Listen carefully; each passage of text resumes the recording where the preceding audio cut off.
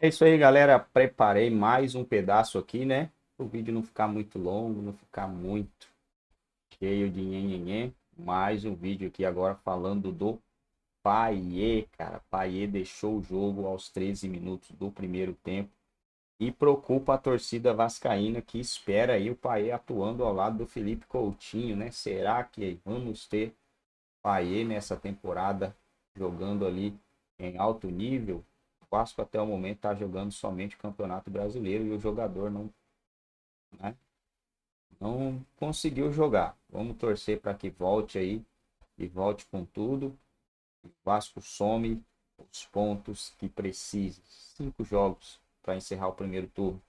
Se o Vasco fizer 7 pontos, não estaria ruim, hein, galera? Dá para fazer mais. Mas se fizer 7 pontos, não vai estar ruim, porque a sequência ela é muito pesada. Vamos lá ver o que a imprensa tem a falar. E depois a gente fala lá no final o que a gente acha. Vasco, isso para mim é indiscutível, mas o que eu acho que essa temporada, em relação a ele, mostra de ensinamento para o Vasco o Vasco não pode depender do Payet. O Vasco tem que se virar sem o Payet. Se tiver o Payet disponível para jogar, legal, vamos usar dentro do que dá.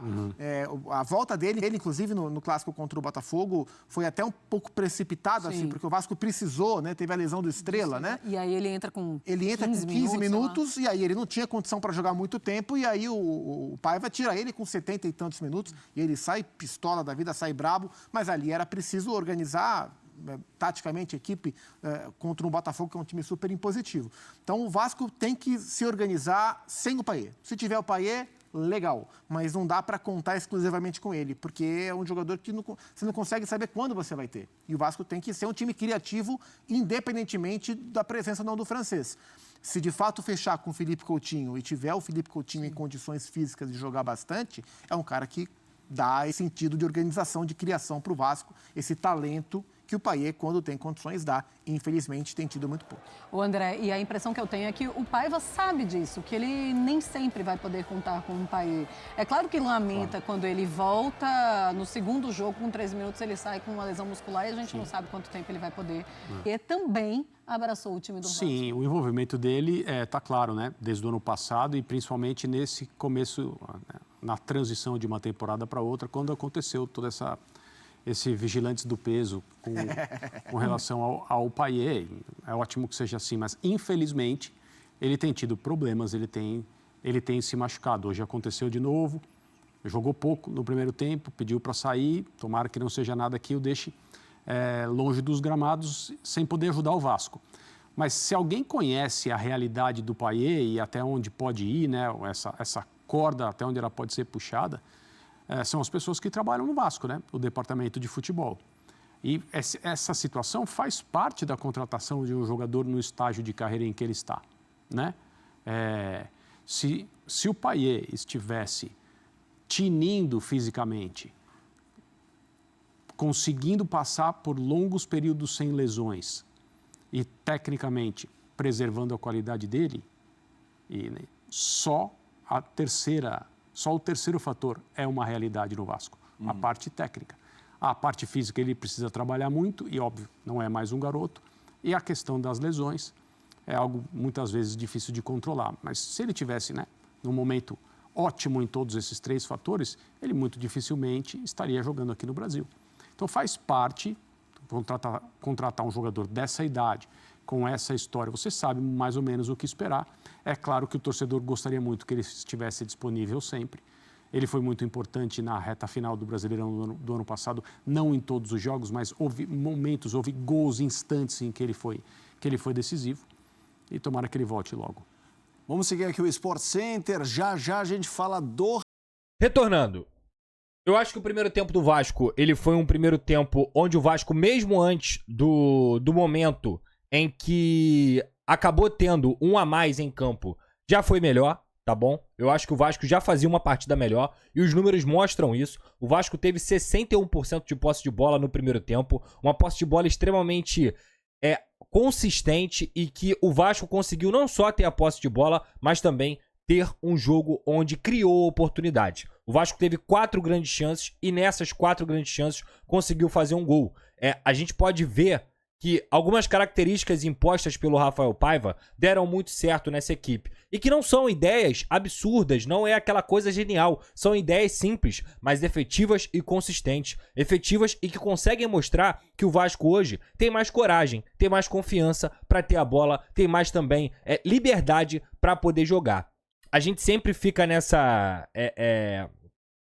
nesse dilema, né? Hoje o futebol atual, ele muitas vezes ele é dividido entre o jogo posicional e o jogo mais funcional. O jogo posicional é quando os atletas eles têm pouca liberdade para se movimentar dentro do plano de jogo. E o funcional é quando os atletas têm a oportunidade de se mexer, de ter a intuição mais aguçada, deles conseguirem fazer associações com o futebol deles e o treinador. Ele posiciona, ele acaba organizando o time, mas ele dá liberdade para que as individualidades dos atletas apareçam mais. Eu diria que o Rafael Paiva, ele tem feito uma mescla desses dois estilos de jogo. Ele consegue montar o time de uma forma posicional bem clara, né? Você utiliza dois laterais que a gente sabe que tem uma profundidade muito grande, Paulo Henrique e o Lucas Piton. Hoje, o Maicon e o Léo formaram a zaga e o Rojas entrou no segundo tempo. Inclusive, a zaga fez uma boa partida. Eu acho que isso tem que ser levado em consideração, mas em breve lá na frente eu vou acabar citando essa situação. Ele coloca o Hugo Moura claramente como um primeiro volante, praticamente com pouca liberdade para poder ir à frente, só foi uma vez ou outra. Eu acho isso positivo porque o Vasco precisava desse cão de guarda, aquele famoso camisa 5, para poder dar um pouco de proteção maior à defesa. O Vasco estava tomando muitos gols na entrada da área, justamente por essa vulnerabilidade naquele setor. Então o Hugo Moura, ele vem crescendo de produção a cada jogo. É claro que a gente vai lembrar o jogo do Botafogo, onde ele poderia ter sido expulso, e ele também acabou sendo expulso contra o Atlético Paranaense, mas desde que o Hugo Moura voltou a jogar com o Rafael Paiva, ele tem crescido, jogo após jogo, e tem sido muito importante nessa posição de primeiro volante. E aí você tem o Matheus Cocão como segundo volante, com liberdade para jogar, mas que também tem uma pegada muito grande nessa fase da marcação. Ou melhor, não é que ele tenha, ele está tendo. E isso é um espírito não só do Matheus Cocão, que sempre foi um bom jogador. Claro que em algumas partidas ele oscilava, que é completamente normal. É um garoto ainda, é um jovem ainda, mas que com a camisa do Vasco ele tem correspondido também nas partidas em que ele entrou. E o Rafael Paiva se mostrou muito assertivo quando ele coloca o Hugo Moura e o Cocão, que foi justamente essa primeira dupla de volantes que começou a dar essa virada de chave no trabalho do Rafael Paiva. E o Matheus Cocão hoje fez uma partida maravilhosa como segundo volante, não só pelo gol, mas também por essa consistência de meio campo. E aí, como é que o Vasco se forma lá na frente? Hoje você teve o Paí, depois o JP entrou, e eu vou falar um pouquinho mais durante a live, mas bem centralizado como um camisa 10, podendo cair pelas pontas, podendo ter liberdade para jogar. David na esquerda, Adson na direita e o Verratti como centroavante. Então, o jogo posicional do Vasco, de fato, o time, ele é muito claro. Ele não é um time desorganizado, ele é uma equipe que você consegue identificar cada posição de cada atleta. Mas o mais interessante, aí eu falo sobre ideias simples que dão certo, é porque o Rafael Paiva, pelo conhecimento que ele tem de elenco, ele consegue potencializar essas individualidades porque ele sabe exatamente como cada um pode jogar e como cada um pode dar. O Vasco ainda é uma equipe muito limitada. O Vasco ainda é uma equipe que tem uma escassez de qualidade grande. Só que o Rafael Paiva, ele, com a inteligência que ele tem de futebol, ele consegue trabalhar em cima dessas limitações. Vou dar um exemplo qualquer aqui. O meio-campo do Vasco, o Hugo Moura, ele não é um cara extremamente técnico, apesar de não ser um cego com a bola, não. E o Matheus Cocão também é um atleta que se apresenta bastante, mas vira e mexe o Fortaleza conseguia fechar nessa marcação.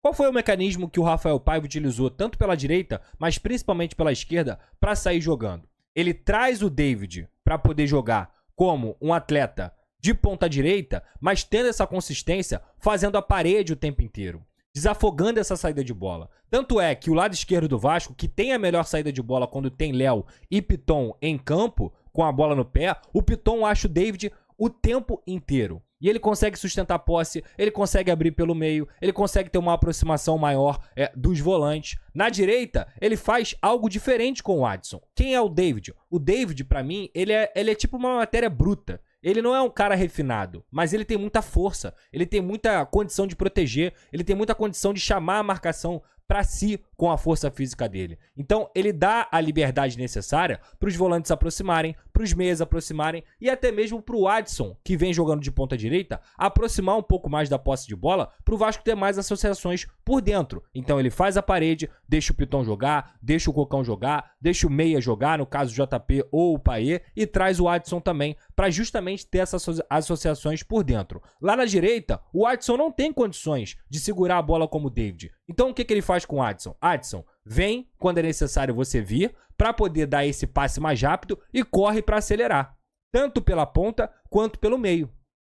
São dois jogadores de características diferentes e que o Adson consegue, junto com o David, dar outras características para a equipe também. E essa liberdade que eu falei aqui não é uma liberdade posicional, não é o David na esquerda e o Adson na direita. É uma liberdade funcional. São dois jogadores que podem participar dessas associações e são muito importantes nessa situação, porque o David pode flutuar pelo meio, o David pode flutuar pela direita, o Adson pode também fazer isso, para que o Vasco se torne uma equipe um pouco mais, digamos assim, envolvente.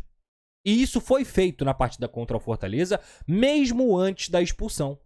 Eu acho que talvez esse seja o maior ponto positivo, a coragem para jogar, a confiança para jogar, essas ideias simples funcionando dessa partida do Vasco da Gama, que teve solidez, que teve consistência. Quando a expulsão acontece, tudo que a gente falou, e olha que o Vasco acabou oscilando em alguns momentos na partida, mas muito também por conta dessa limitação técnica, principalmente na sua defesa. O Maicon é um atleta que vem se dedicando bastante, mas não é o zagueiro que o Vasco precisa. Aí você perde o João Vitor. O Léo hoje até fez uma boa partida, mas é um cara também que não dá pra ter uma confiança 100%, mas fez uma boa partida hoje. Isso é necessário frisar aqui. Se a gente critica, na hora de criticar, a gente também elogia. Mas o Vasco não tem zagueiros que tem essa consistência toda. E a gente tem que lembrar que o Fortaleza é uma equipe extremamente organizada. Então não era um jogo fácil. E é por isso que eu valorizo muito essa solidez do Vasco. Quando o Adson, que novamente fez uma baita partida com a camisa do Vasco, foi a quarta boa partida do Adson de forma seguida e que finalmente ele vem justificando o valor que o Vasco pagou nele, consegue a válvula de escape, e ele é a válvula de escape principal do Vasco da Gama nesse momento. O jogador do Fortaleza, o Hércules, dá um carrinho nele bizarro, que não tem nem discussão, vermelho claro, e não era porque o Adson ia sair de cara pro gol, porque o Adson tinha chance de fazer o gol, nada disso. É porque o Hércules foi só no Adson. O Hércules só foi no meio do Adson, tá? Ele foi no meio do Adson. Então, foi um vermelho pra mim muito justo. O Fortaleza ficou com a menos e o Vasco aproveitou essa superioridade numérica. E como, Pedrosa? Lembra de toda a explicação que eu dei aqui para o Vasco sair jogando com a bola? Tanto com o Paulo Henrique e o Adson, quanto com o David e também o Lucas Piton. O que acontece no lance do Vasco é que o Vasco recupera uma bola onde o Fortaleza está completamente desorganizado, principalmente com a falta de mais um jogador em campo. O Paulo Henrique aciona o Adson. Se você for pegar a jogada desde o início, vocês podem ver isso nos melhores momentos. O Paulo Henrique aciona o Adson de forma inteligente, domina com a posse, entrega pro Paulo Henrique, já abre mais um espaço. O Paulo Henrique consegue achar o Matheus Cocão no meio-campo, o meio-campo aberto pela falta desse jogador do Fortaleza que tinha acabado de ser expulso, que era justamente o Hércules. O Cocão aciona o David aciona o Matheus Cocão e o Vasco novamente consegue fazer um belo gol. O Matheus Cocão fazendo o seu segundo gol no Campeonato Brasileiro. O Matheus Cocão mais uma vez fazendo um gol que dá uma vantagem ao Vasco da Gama, e uma vantagem como aconteceu no primeiro jogo da temporada. Inclusive, para ser muito honesto, os dois melhores jogos do Vasco no Campeonato Brasileiro foram o primeiro e o último agora. O jogo contra o Grêmio, o Vasco jogou muito bem, e agora, diante do Fortaleza, o Vasco também fez uma boa partida e, coincidentemente, o Matheus Cocão conseguiu fazer 2 gols nesses jogos. Além disso, eu vi muita gente criticando o David, mas o David, apesar dele errar, acertar, ele participa o tempo inteiro. É jogador que não se esconde, é jogador que traz ao seu time uma qualidade ali que muitas vezes é sem a bola. Ele chama a marcação, ele consegue dar espaço, ele consegue aparecer, ele participa. E vocês vão lembrar que na partida contra o Botafogo, uma das coisas que eu lamentei aqui na live foi a falta do David. Porque o Vasco jogou com o Vitor Luiz e o Piton. E o Piton, claramente, ele é muito melhor como lateral do que como ala, apesar da necessidade. Então, quando o David entra em campo, ele dá outra característica para o Gigante da Colina. E nessa característica, o David já chegou a 9 participações em gols em 26 jogos com a camisa do Vasco da Gama em 2024. A nível de comparação, para vocês terem uma noção, o David fez 39 jogos com a camisa do São Paulo em 2023 e ele teve 8 participações. Então o David, apesar de menos jogos, são 13 jogos a menos, já tem mais participações em gols do que a temporada toda em 2023, agora com a camisa do Vasco. Então é um cara que ajuda. Antes da gente voltar para o segundo tempo, na análise do segundo tempo, vamos assistir a coletiva, que pelo jeito aqui vai começar, já foi acionado.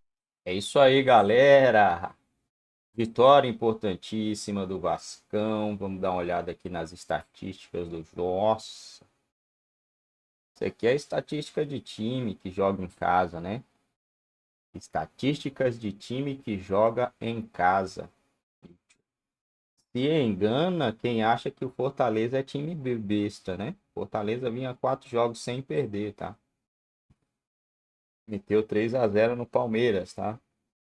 O Vasco deu uma mudada de direção aí, hein, galera? Mudou o rumo, não mexe. Não mexe. Deixa o negócio ir. O Vasco amassou o Fortaleza que venceu Juventude 2-1, Juventude que venceu o Flamengo 3-0 no Palmeiras, empatou fora de casa contra o Atlético Mineiro e venceu o Grêmio, né? Só que sofreu uma derrota fora de casa, uma porrada pro Cuiabá, só que o Cuiabá tava naquele jogo ali que eu vou falar pra você, né? E tinha 2 jogadores do Fortaleza expulsos, perdeu de 1-0 pro Bahia, mas foi um baita jogo do Vasco aí, sim. Baita jogo. 59% de posse de bola. 20 chutes. 20 chutes do Vasco contra 9. O time que joga em casa faz isso, né? 20 chutes contra 9. 9 no alvo. Contra 4 do Fortaleza no alvo, né? O Vasco simplesmente estraçalhou o Fortaleza jogando em São Januário. O Vasco tem uma missão braba, missão complicada nos próximos jogos, né? Tava uma draga também, né? O Vasco vai enfrentar o Inter, cara. O Inter, vamos ver quem é o Inter aqui. O Inter vem de... Olha, de 2, 4, 6 jogos, o Inter tem 2 vitórias, né? Perdeu pro Atlético Mineiro, jogando em casa. O Atlético Mineiro que nesse momento tá tomando 4-1 do Flamengo. E empatou contra o Criciúma, né? Empatou em 1-1 contra o Criciúma. Dá pro Vasco ir lá e tirar um pontinho, hein? O jogo não é na casa do Inter. Dá pro Vasco arrancar pontinho nesse jogo aqui, eu acredito. Eu acredito que o Vasco consiga sair desse jogo com 1 ponto. Vamos ver o próximo. O próximo é o Corinthians, né, mano? Aí não dá, né? Essa draga aí que o Vasco tem contra o Corinthians precisa acabar. O Corinthians tem 7 jogos sem vencer, cara. 7 jogos sem vencer. Em 7 jogos são 3 derrotas, um dos piores ataques da competição. Então o Vasco precisa vencer o Corinthians, né, galera? O Corinthians tem 9 gols feitos, cara. Só perde pro Grêmio. Só que o Grêmio tem... Nesse momento o Grêmio tem 3 jogos a menos, né? 3 jogos a menos. O Atlético Goianiense está tomando 3-1 do Bragantino. Provavelmente vai ficar aí. Vai perder, né? Provavelmente vai ser derrotado. Mas é isso aí, galera. Vamos ficando por aqui. Não saia sem deixar o seu like. Se ainda não for inscrito, dá essa força pra gente.